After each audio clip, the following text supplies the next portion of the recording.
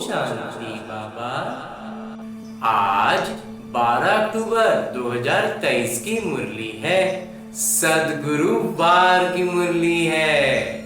बाबा कह रहे, मीठे बच्चे श्रीमत पर चलो तो तुम्हारे सब भंडारे भरपूर हो जाएंगे, तुम्हारी तकदीर ऊंची बन जाएगी। हाँ जी बाबा। और आगे मेरे बाबा प्रश्न पूछ रहे हैं कि इस कलयुग में किस चीज का दिवाला निकल चुका है और दिवाला निकलने से किसकी गति क्या हुई। उत्तर बतलाते हैं मेरे बाबा कि कलयुग में पवित्रता, सुख और शांति का दिवाला निकल चुका है। इसलिए भारत सुखधाम से दुखधाम, हीरे से कौड़ी जैसा बन गया है। ये खेल सारा भारत पर है, तो खेल के आदि मध्य अंत का ज्ञान अभी बाबा तुम्हें सुना रहे हैं। तकदीरवान सौभाग्यशाली बच्चे ही इस ज्ञान को अच्छी रीति समझ सकते हैं। गीत है भोलेनाथ से निराला। ओम शांति।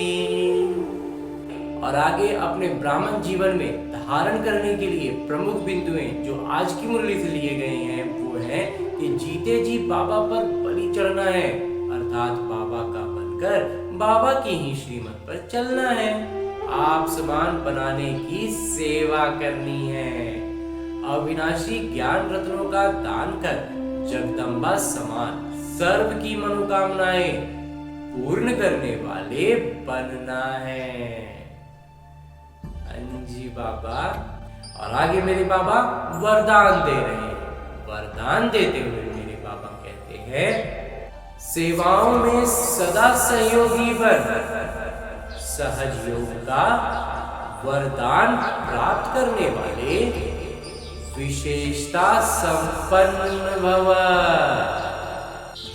ब्राह्मण बनना अर्थात सहज योगी भव का वरदान प्राप्त करना, यही सबसे पहला जन्म का वरदान है। इस वरदान को बुद्धि में सदा याद रखना।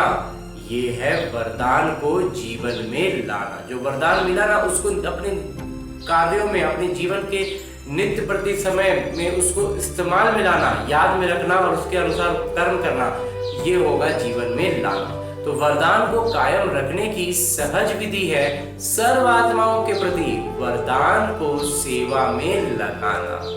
तो सेवा में सहयोगी बनना ही सहज योगी बनना है।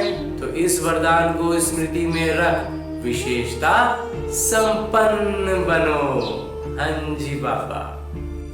और अंत में स्लोगन है। मुरली का उद्देश्य है कि अपने मस्तक की मणि द्वारा स्वयं का स्वरूप और श्रेष्ठ मंजिल का साक्षात्कार कराना ही लाइट हाउस बनना है। अपने मस्तक मणि का जो प्रकाश है ना वो इतना श्रेष्ठ रूप से फैलेगा कि दूसरों के लिए हम लाइट हाउस बन जाएंगे। हाँ जी बाबा। और आज की मुरली के बाद मेरे बाबा अव्यक्त इशारे दे रहे हैं कि कोई भी कार्य में सफलता प्राप्त करने का साधन है संगठित रूप में सबके शुभ संकल्प, उमंग उत्साह के संकल्प। सब कोई उमंग उत्साह में रहे, सब शुभ संकल्पों से युक्त रहे। ऐसे संकल्प असफलता को मिटा देते हैं। जैसे किला कमजोर तब होता है जब कोई एक भी ईंट हिलती है। यदि सब ईंटें मजबूत है तो किला कभी हिल नहीं सकता। तो संगठन में सबका उमंग उत्साह और श्रेष्ठ संकल्प हो, सहयोग हो तो सफलता तो हुई पड़ी है। यदि किसी भी कार्य में उमंग उत्साह नहीं है तो थकावट होगी और थका हुआ कभी सफल नहीं हो सकता। इसलिए थकावट नहीं होनी चाहिए। और थकावट कब नहीं होगी? जब उमंग उत्साह होगा। उमंग उत्साह कब होगा? जब शुभ संकल्पों से युक्त रहेंगे। हाँ जी बाबा। ओम शांति बाबा। ओम शांति।